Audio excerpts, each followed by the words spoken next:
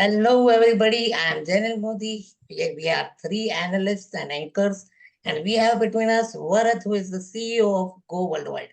So, my question to Anupji is Pakistan's topsy-turvy performance against Australia and their habit of losing wickets in quick successions. What are your views on it? Yeah, actually, before going to the Pakistan cricket team, I would like to quote a sentence which I used to hear in my childhood that if you want to find out the mystery, you have to go into history.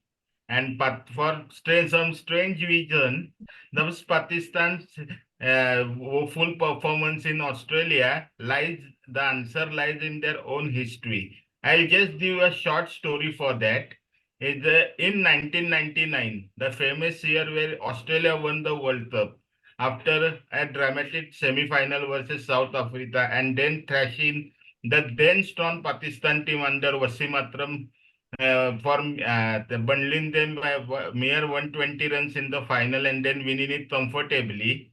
Same year in 1999, in December, January, the Pakistan team, which was very strong under Wasim Akram and had players like Ijaz Ahmed, Inzamam Yusuf, Said Anwar, etc., and bowlers like Shoaib Akhtar, Adar Mahmood, they toured to the Australian shores. And for what was the striking resemblance from 24 years back, which makes me come back to this series, is the pattern of test matches which happened during that time is exactly the same pattern that test matches are happening this time. And incidentally, during 1999, in second test match, Pakistan at one point had an advantage where they set Australia a target of 369 to win, and they were having Australia on back foot, reeling at 188 for 5. Then came the famous Lander Dilkris partnership, which took the game away from Pakistan, and Pakistan went on to lose the series 3-0.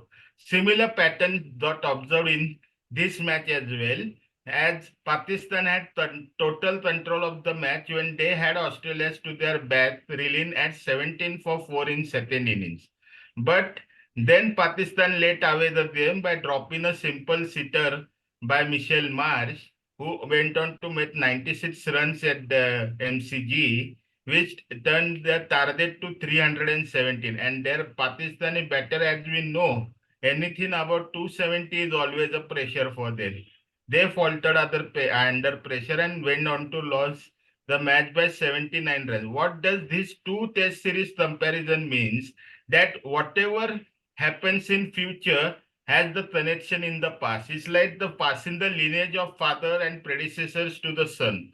So Pakistan team, the issue of this topsy-turvy performance is nothing but the mental issue that their batsmen just don't know how to adjust to the situation. For example, Shan Masood, the captain, who has played brilliant innings, he started off very fast, scoring with fire 60 and setting the tone for space for Pakistan. But after some time, due to some unknown reason, his brain faded and he got out on 60. Means he doesn't know where to stop and play at the player start stop them in test cricket. He just starts in one mode, and for sadly, after Shan Masood, there are no other batters who came to support him and forge a partnership that was taking the game away from Australia at any moment. And 318 was a very huge task.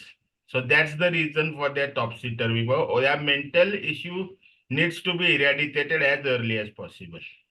No, but actually, Anup, if we talk, no, it's see, West Indies also has that same problem. Even India has that they lose wickets in quick succession.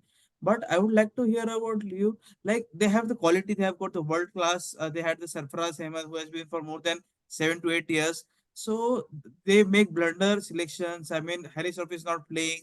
I mean, there's so much circus happening. We all know that PCB chairman, the chairperson is changing every 3 to 4 months.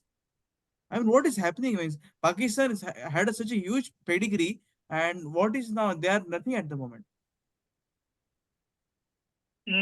Strange, but at the moment in this political turmoil in the Pakistan selection also, nothing is good, looking good for the team as well. Because whenever a player gets out there, their support staff starts blaming the other opposition as well. So instead of blaming other opposition, if they continue to themselves concentrate on the development of own player, that would be beneficial. And secondary, taking right player for right position. That is Pakistan has no single bowler who could bowl 10 to 15 overs a day. All bowlers are 4 overs bowlers, which that's the reason they don't produce many test bowlers nowadays. They all produce the T20 bowlers who are given preference to leagues like BBL and not IPL, sorry, BBL and the English cricket league. So that's the reason the Pakistan needs to look back at this, developing a strong structure back home domestically, and bowlers who perform in the domestic circuit by having continuous 10 to 15 overs should give a chance in test cricket. That's my view. Yeah, so looking at the improvement by Pakistan in the second match, do you think their performance can further improve in the third?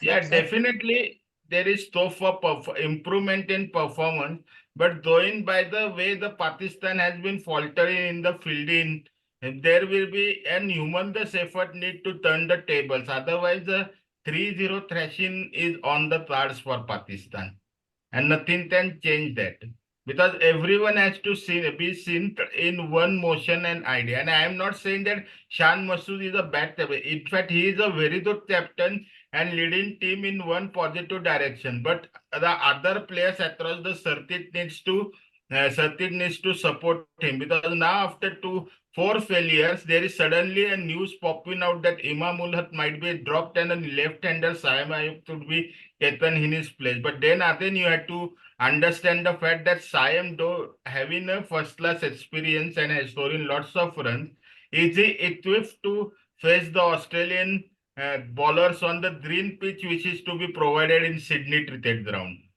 So that's the questions they need to answer, and right team for right positions and right players will obviously do good for Pakistan in future as well. I conclude. So, thank you, Anup, for your valuable insights. So, guys, stay tuned for Zero Cricket, go worldwide.go.in. We are going to analyze Pakistan versus Australia and every series which is being happening at the moment. Thank you, guys. If you like the video, do share. We are not forcing you. It's up to you. Thank you. Thank you.